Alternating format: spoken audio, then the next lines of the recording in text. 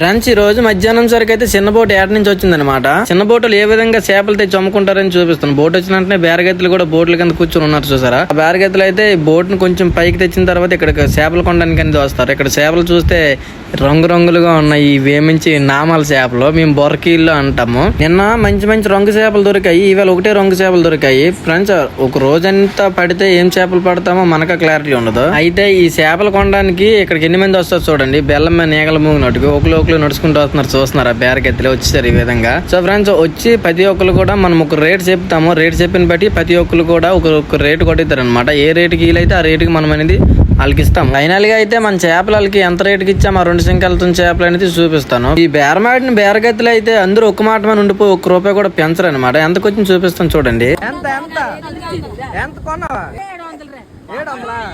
చూసారు కదా ఎంత కొన్నారు, 700. ఫ్రెండ్స్, వీడియో నచ్చితే లైక్ చేయండి. మరొక మంచి వీడియో కలుద్దాం. బాయ్.